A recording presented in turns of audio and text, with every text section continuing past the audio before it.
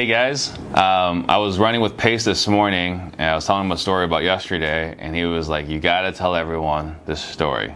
And in fact, he went so far as to even post on Instagram to tell you guys all to reach out to me and tell you guys this story. So I'll tell you a little bit about what happened yesterday.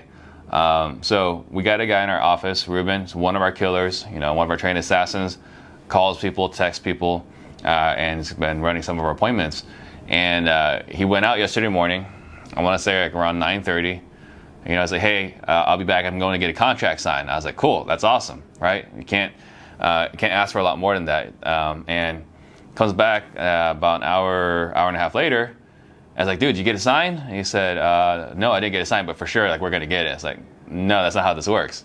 He says, no, it's good. Like, she sold on us. She just wants to talk to this other guy as a formality.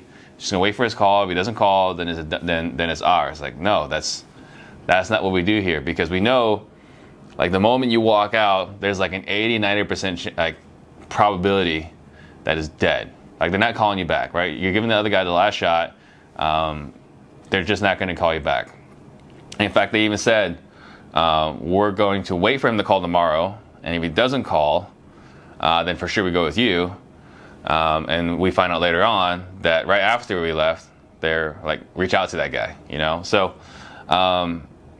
so I talked to Ruben. I was like, well, what did you do? Did you call the other guy on the spot? One of the things that we'll do is if there's competition and they're waiting to talk to somebody else, like, let's go ahead and call that competition right now. Let's figure that out. Did we explain to them, like, why we're here? So Ruben and Max had met with the son and the niece a couple of days ago, and they went through the pain. They went through all of it, and the idea was yesterday morning we're just going to go and sign with the homeowner and wrap it up. And for whatever reason, when Ruben was there to meet with the homeowner just to wrap it up, more information came out. They're like, well, we didn't give this other wholesaler a shot or anything like that.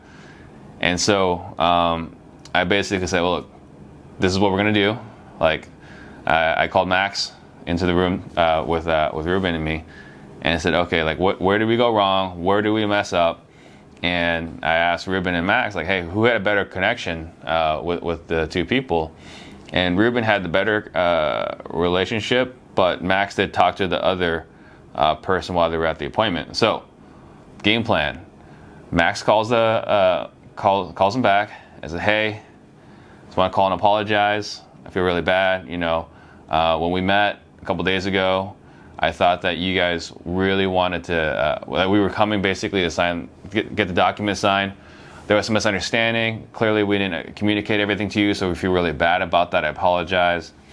Also, you had indicated, or we had heard, that you were looking to make sure that you could stay in the place a little bit and make sure you had a place to move into. That sounded like it was really important to you, but I guess that's not the case. So, we feel bad for the misunderstanding. And the reason why we brought that up is because that was one of the pain points, is that they wanted to make sure whoever they sold it to, gave them time to find the next property. And the other person that was making the offer was not able to give them that, a post possession or anything like that. So we apologized for that note, and they're like, no, that's still the case. And then we go back to, well, we're confused because the other guy you told us can't do that. We can do that. So what is going on? And they're like, well, we just want to give this guy one more shot, give him an update. And then we said, okay, well, what happens after that? And if you call this guy, what's the next step? And that was very clear. Next step, right? It's like, look, if you want to call this guy. We've got an appointment at 4:00. It's either this guy's a yes or a no, and you guys are yes with him or yes with us. We just need to know that. We don't use those strong of a word expression. So basically, we told him, like, look, we have a 4:00 appointment. We need to know. This is around 11:30. This is around 12:30.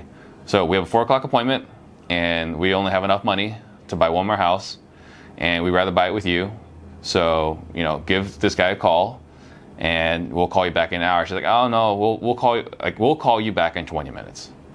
I said, okay. So we go off to lunch, talk about it some more, come back, and still they haven't called us back because they told us they were going to call us back. So we sent them a text. Hey, so and so, It's been an hour and a half. Haven't heard back from you.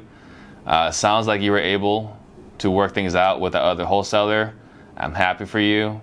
I'm still wrapping up. I'm still getting ready to go up to the other appointment, the 4 o'clock appointment I told you about. Personally, I would rather cancel that appointment and go with you guys. If you were me, what would you do? 15 minutes later, I get a call back. Hey, we're going with you. Stop by the assisted living facility, and we'll get the contract signed. And we went over there. Max and Ruben were over there, got the contract signed, and it's already assigned to another buddy of ours, $20K assignment fee. So I say that's a happy ending and lots of lessons learned.